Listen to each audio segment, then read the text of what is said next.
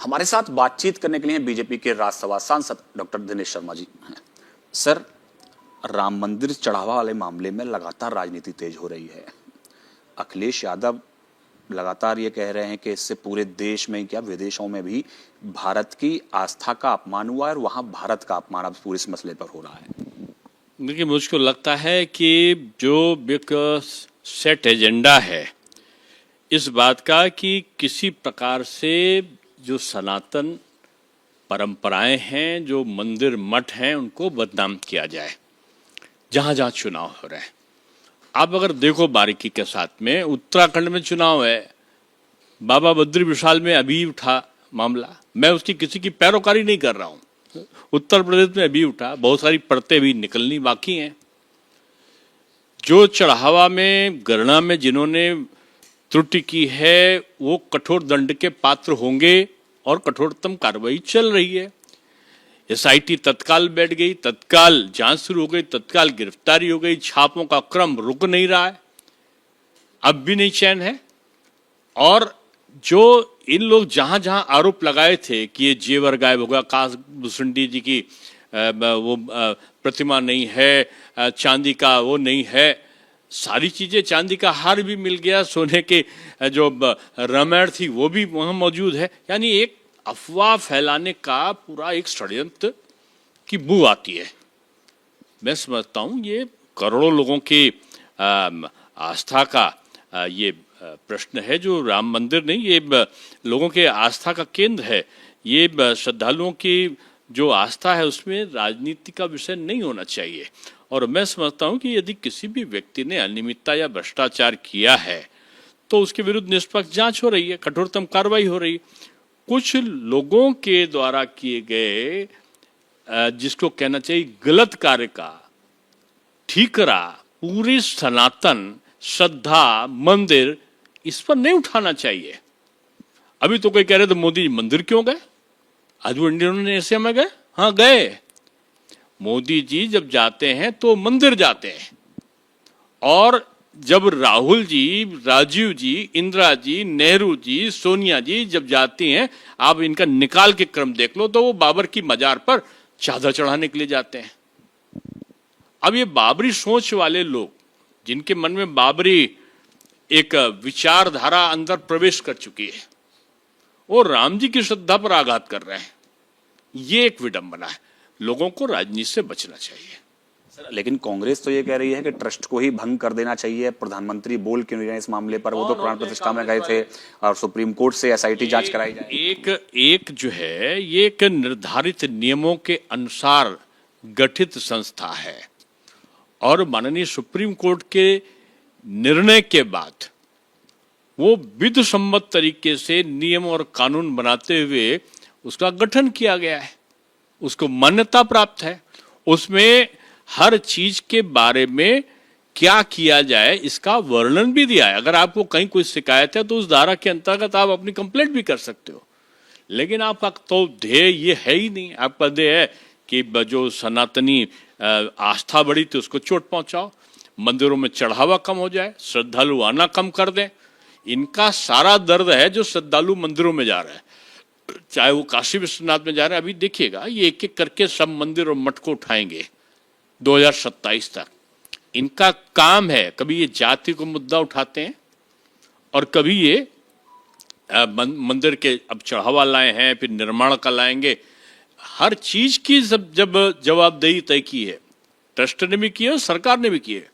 योगी जी किसी को गलत काम करने वाले को छोड़ने वाले थोड़े हैं। ट्रस्ट के अंदर से भी कई सारी बातें निकल के आ रही हैं कि जब पहले पता था तो एफआईआर पहले क्यों नहीं कराई गई। उसके अलावा अनिल मिश्रा जी के ऊपर भी कई सारे आरोप लगाए जा रहे हैं। देखिए, जब ये सारी चीजें कब हुई, किसके द्वारा हुई? श्री राम जन्मभूमि मंदिर ट्रस्ट ने ही एफआईआर कराई है। उत्तर प्रदेश के मुख्यमंत्री ने ही एसआईटी उस ट्रस्ट के कहने पर और विश्व हिंदू परिषद के आग्रह पर बैठा ली है। और एसआईटी बनाने के तत्काल बाद गिरफ्तारियां हुई हैं, रिमांड पर लिया जा रहा है, बरामदगी कराई जा रही है, लोगों के वहां तमाम कठोरतम कार्रवाई हो रही है, जो एक होना चाहिए थे। आप तो उस व्यवस्था को, जो गलत काम करने वाला है उसको थोड़ी कोई पैरोकारी कर रहा है। आप उसके बजाय आप राम मंदिर की आस्था को चुनौती दे रहे हैं, उसके निर्माण को चुनौती दे रहे हैं। एक पैसा कांग्रेसियों का नहीं है। अगर कहें एक पैसा, ये जनता ने अपने हिसाब से बनाया है, मिलकर जनता की श्रद्धा उसमें जुटी हुई है। एक जने दर्शन करने नहीं गई, एक जने ने मंदिर आंदोलन का समर्थन नहीं किया, एक हर व्यक्ति ने, कांग्रेस ने तो वकील खड़ा कर दिया कि राम का अस्तित्व नहीं, काल्पनिक है, राम सेतु बंधु रामेश्वरम काल्पनिक है, राम मंदिर का कोई इतिहास नहीं है, कोई वजूद नहीं है। आपने सारी चीजें कर दी। जो कोशिश का एक चरम सीमा थी। समाजवादी पार्टी के तो नेताओं ने कहा कि जो ऊपर चढ़ा गुंबज पर, बाबरी पर, तो वो नीचे जिंदा नहीं लौटा, और किसी को भी चाहे जितनी वो चले जाए, हिंदू के वोट नहीं चाहिए।